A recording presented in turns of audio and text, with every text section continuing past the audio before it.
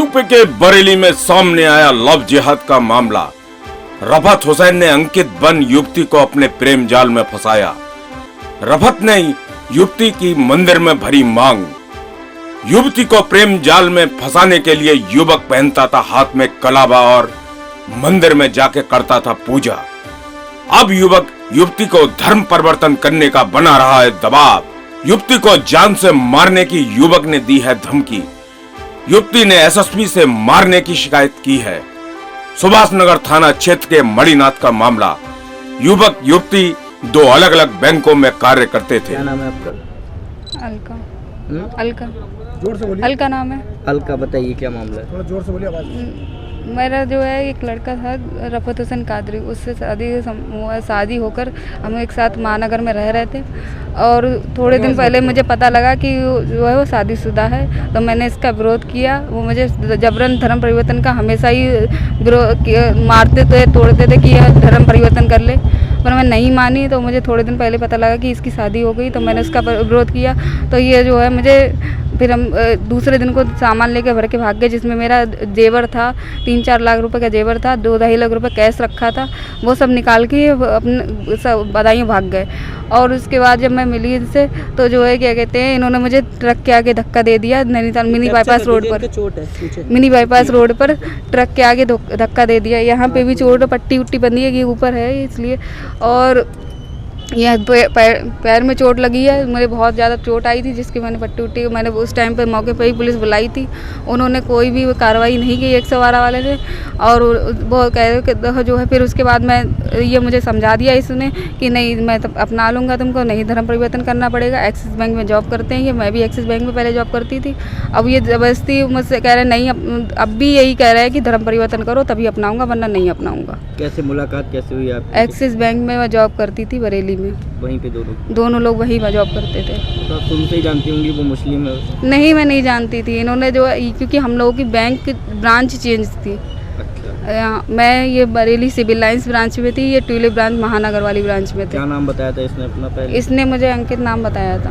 अंकित नाम बताया था। जी। और कैसे रहता था ये, क्या मतलब रहता किस तरीके से था? क्या हाथ में कलावा लावा पहनता था? कुछ बात बताइए, कैसे रहता था ये कभी हम ऐसा है कि हाँ मेरे सामने पूजा वूजा करते थे, तो मुझे पता था कि हाँ भाई पूजा कर रहा है इंसान तो मुस्लिम ही होगा, आपको वो हिंदू ही होगा, ये इस तरीके से।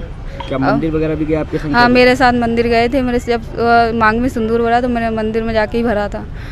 मंदिर गए थे मेरे साथ में। तो शादी कहाँ करी थी आपने? वो उधर हमारी तरफ एक मनोकामना देवी, वही उसी 9 देवी मंदिर भी बोलते हैं, मनोकामना देवी मंदिर बोलते हैं, उसी में मांग भर के दी थी इन्होंने।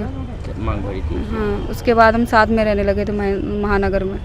फिर जब साथ में रही तो हाँ, टीका उका भी लगाते थे। तब मुझे पता लगा कि हाँ ये जो है ये मुस्लिम है। तो मैंने कहा अब तो शादी हो गई, मैं निभा रही थी उस चीज़ को। फिर ये जबरन मुझे रोज़ ही मारते थे, बाल पकड़ पकड़, ऐसा कोई दिन नहीं जाता था ये मारते नहीं थे। तो कि तुम धर्म परिवर्तन करो, धर्म परिवर्तन करो। नहीं मानी तो फिर ऐसे ही चलता। मैंने कहा नहीं, मैं अपनी शादी निभाऊंगी, धर्म परिवर्तन नहीं करूँगी, चाहे तुम मुझे मार डालो पर मैं धर्म परिवर्तन नहीं करूँगी। तो फिर एक दिन मुझे पता लगा इनकी शादी हो गई है। फिर जब मुझे पता लगा कि शादी हो गई तो मैंने उसका विरोध किया। तो ये जो है अपना सामान भर के दूसरे दिन को भाग गए। और जब सोमवार को बैंक आए थे तो मैंने बैंक में जाके जब हंगामा किया तो ये मुझसे मेरे से बैठ के बात करी इनने। मतलब तब भी यही कि मैं नहीं अपनाऊंगा, मैं नहीं अपनाऊंगा, यही कहते रहे। शाम तक मेरी बाईपास तक यही इनका ड्रामा चलता रहा। फिर इन्होंने देखा कि कोई आसपास नहीं है तो ये मेरे ट्रक के आगे सामने धक्का देख कर भाग गए। मंदिर में कितने समय पहले शादी की थी? कितने महीने हो गए? कब की थी? किस डेट? सितंबर में की थी। किस डेट में कुछ याद है? ऐसी 20 तारीख में की होगी। 20 सितंबर। कितने समय आप लोग साथ में रहे? हम लोग 1 साल से साथ में हैं।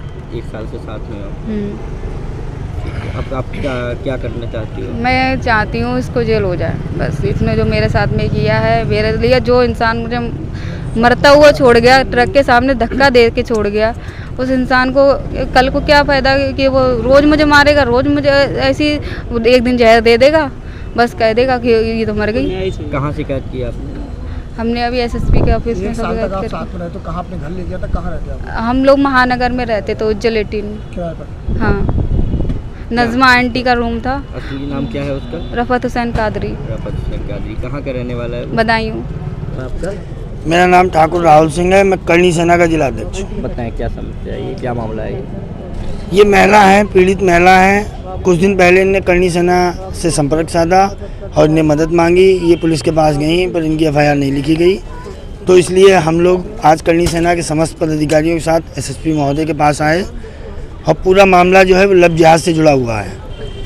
वो गुमराह करता रहा इनको, कलावा बांध के इनके से दोस्ती की, फिर ये लोग 1 साल तक रहे, रिलेशनशिप में रहे। जब इन्होंने विरोध किया तो उनने मारने की कोशिश की।